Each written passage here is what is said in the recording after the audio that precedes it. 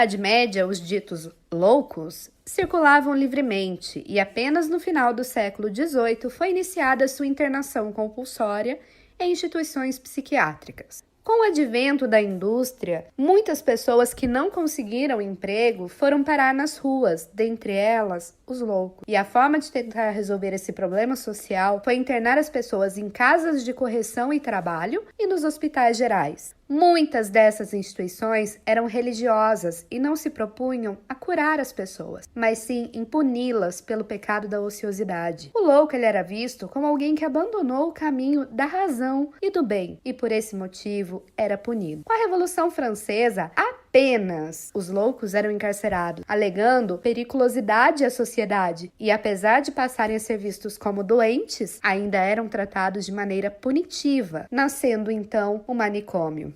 No início do século XXI, o número de manicômios cresceu rapidamente, agravando-se progressivamente o abandono, o isolamento, os maus tratos, as péssimas condições de alimentação e hospedagem. Ao final da Segunda Guerra Mundial, a situação era tão dramática que chocou o mundo, uma vez que lembravam os campos de concentração nazistas, sendo incompatível com os projetos democráticos de reconstrução da Europa. Mas essa reforma só foi pensada pelos danos que a guerra causou nos jovens, cuja força de trabalho era necessária. E surgem então os movimentos da reforma psiquiátrica, compostas por 3 grupos, que eram as reformas restritas ao âmbito dos hospitais psiquiátricos, a psicoterapia e as comunidades terapêuticas, as reformas que buscavam acoplar serviços extra-hospitalares ao hospital, que é a psiquiatria de setor e a psiquiatria preventiva.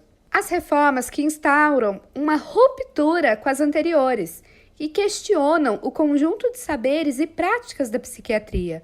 E aí temos a antipsiquiatria e a psiquiatria democrática.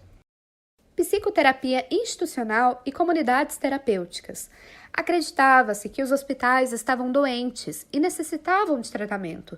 Eles deveriam ser reformados para se tornarem terapêuticos e, assim, capazes de devolver os doentes à sociedade. Foi fortemente influenciada pela psicanálise e enfatizava a importância da relação terapeuta-paciente. E no tratamento buscava que o paciente refizesse o laço com as pessoas e as coisas, estimulando práticas como ateliê, atividades de animação, festas, reuniões e etc. As comunidades terapêuticas nasceram na Inglaterra e elas incentivavam os internos a participarem ativamente da administração do hospital, do seu próprio tratamento e do tratamento uns dos outros, dando ênfase especial à prática de reuniões, assembleias e outros espaços que os pacientes pudessem dar voz. Ambos os movimentos combatiam a hierarquia autoritária da relação funcionário-paciente e estimulavam a relação igualitária e de respeito mútuo no tratamento dos portadores de sofrimento mental, que já não eram mais vistos como loucos, e sim portadores de sofrimento mental. Ofereceram um tratamento digno e humano aos pacientes, mas ficando apenas restrito ao período de internação. A psiquiatria de setor e a psiquiatria preventiva.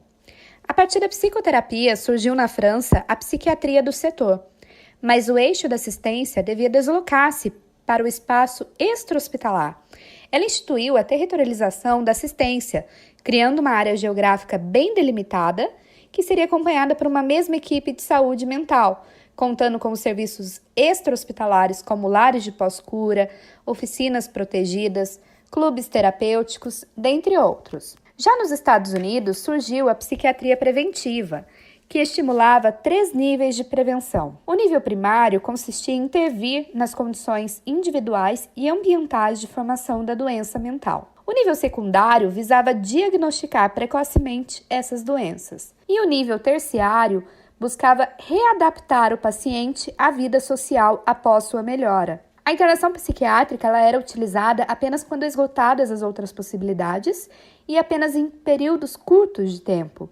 Esses 2 movimentos buscavam reduzir o papel do hospital psiquiátrico, criando alternativas de tratamento na comunidade. Contudo, o hospital psiquiátrico ele ainda permanecia como uma referência essencial, parecendo inconcebível um modelo de assistência que pudesse abrir mão dele. E apresentou-se um avanço muito grande quanto à valorização dos aspectos psicossociais do sofrimento mental, mas a postura medicalizante e intervencionista ainda era adotada. A antipsiquiatria e a psiquiatria democrática. A antipsiquiatria surgiu na Inglaterra nos anos 60 e não se tratava de uma proposta de reforma psiquiátrica, mas sim de uma nova reflexão sobre a loucura. Pensava-se que a loucura não era mais uma doença, mas uma reação aos desequilíbrios familiares e alienação social. A psiquiatria democrática surgiu na mesma época, porém na Itália, a partir dos impasses encontrados na aplicação da proposta das comunidades terapêuticas. Lá na Itália, um grande hospital psiquiátrico foi gradativamente desmontada e, ao mesmo tempo, se construía moradias para os ex-internos saírem para o seu retorno social. Os centros de saúde mental funcionavam 24 horas por dia, com regime aberto, passando a atender todos os casos que antes eram encaminhados ao hospital, mesmo aqueles mais graves. Criou-se, então, possibilidades de trânsito, trabalho, cultura e lazer para os usuários na cidade. Na concepção da psiquiatria democrática, os muros do manicômio simbolizavam toda a dominação das palavras, ações e decisões dos ditos loucos feitos em nome da ciência. Tratava-se de assegurar aos portadores de sofrimento mental um espaço real de cidadania, ou seja, propiciar-lhes o lugar de protagonistas de uma transformação social, retomando suas próprias vidas como legítimos habitantes da cidade. A experiência da psiquiatria democrática alcançou impacto mundial pelas suas experiências, ao ser a primeira em propor e mostrar que era possível e necessária a extinção do hospital psiquiátrico, dado o fracasso anterior de todos os esforços em transformá-lo em um espaço terapêutico. As mudanças envolveram diferentes atores sociais e envolvendo ainda outros segmentos sociais. Breve histórico da reforma psiquiátrica brasileira. Em 1852 foi criado o primeiro hospital psiquiátrico no Brasil, o Hospital Psiquiátrico Pedro II, na cidade do Rio de Janeiro. Nos anos seguintes surgiram instituições públicas semelhantes em São Paulo, Pernambuco, Bahia e Minas Gerais. Utilizando-se do discurso europeu, os hospitais psiquiátricos tenderam desde o início para a exclusão social. No final dos anos 50, a situação era caótica nos hospitais. Superlotação, deficiência de pessoal, maus tratos grosseiros, falta de vestuário e de alimentação, péssimas condições físicas, cuidados técnicos escassos e automatizados. A má fama dos grandes hospitais públicos gerou a entrada da iniciativa privada no setor, proliferando clínicas psiquiátricas privadas conveniadas ao poder público, obtendo lucro fácil por meio da psiquiatrização dos problemas sociais de uma ampla camada da sociedade. Nasce a indústria da loucura. Nos anos 80, o Brasil possuía 100 mil leitos em 313 hospitais psiquiátricos, sendo apenas 20% públicos e 80% privados conveniados ao SUS, concentrados principalmente em 3 estados brasileiros: São Paulo, Rio de Janeiro e Minas Gerais.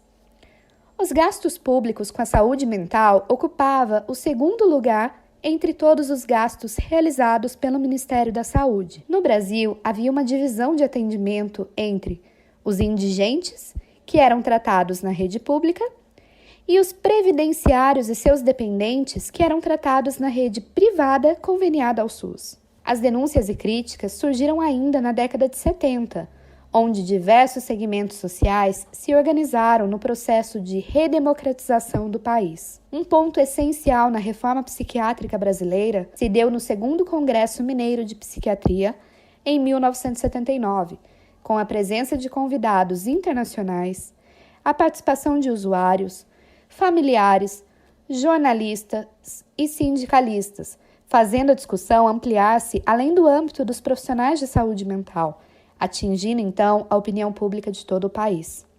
E em 1987, criou-se a famosa palavra de ordem, por uma sociedade sem manicômios, e nasce então o movimento da luta antimanicomial.